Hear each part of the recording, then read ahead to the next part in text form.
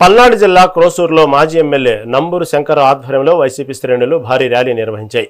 వైఎస్ఆర్ విగ్రహం నుంచి main road వరకు సాగిన ఈ నిరసనలో డీఎస్సీ అవకతవకలపై విచారణ జరిపించి బాధ్యత వహిస్తూ మంత్రి నారా లోకేష్ రాజీనామా చేయాలని శంకర్రావు డిమాండ్ చేశారు. కూటమి పాలన పూర్తిగా విఫలమైందని, ఎరువుల కొరత, గిట్టుబాటు ధర లేక రైతులు అల్లాడుతున్నారని మండిపడ్డారు. నిరుద్యోగులకు తక్షణమే నిరుద్యోగ భృతి చెల్లించాలని డిమాండ్ చేశారు.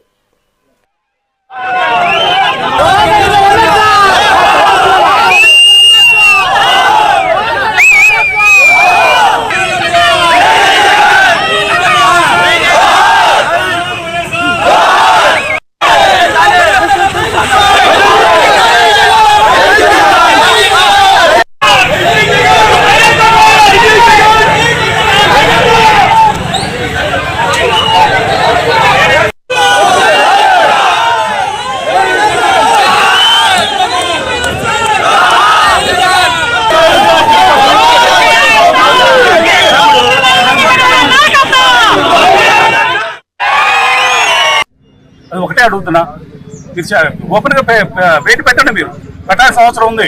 మీ మీద ఆరోపణ వచ్చినప్పుడు మీ మీద సిబిఐ ఎంక్వైరీ చేసుకొని మీరు రాజీనామా చేసి, అది నిర్ధారణ అయితేనో రాజీనామా చేయండి, నిర్ధారణ కాకపోతే మీరు ఆ పదవి అనుభవించండి. మళ్ళా మేము అడిగేది అదే కదా. దాంట్లో మరి జరిగిందా, కరెక్ట్గా జరిగిందా, కరెక్ట్గా జరగలేదని మేము అడుగుతున్నాం. అడిగే హక్కు ప్రజాస్వామ్యంలో మా అందరికీ ఉంది ఇక్కడ. దాని మీద మరి విద్యార్థులు ఎంతో మంది నష్టపోయారని చెప్పి భేటీ రావడం జరిగింది. దాన్ని మేము అడుగుతూ ఉన్నాం.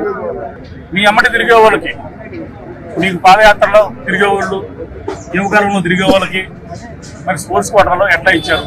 ఆ జీవో అప్పుడు ఎట్లా తీసుకొచ్చారు? మళ్ళీ జీవో ఎందుకు తీసేశారు? ఇప్పుడు మళ్ళీ కొత్త జీవో ఎందుకు ఇచ్చారు? మళ్ళీ పాతది.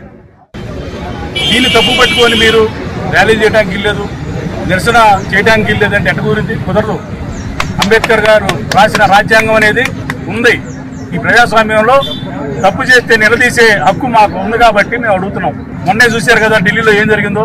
ఎన్ని రోజులు పాపం వాళ్ళు నిరాహార దీక్ష చేస్తే లాస్ట్కి దిగొచ్చి ధర్మేంద్ర ప్రసాద్ రాజీనామా చేయాల్సిన పరిస్థితి, మోడీ కూడా దిగొచ్చి మరి రాజీనామా చేయాల్సిన పరిస్థితి ఏర్పడింది.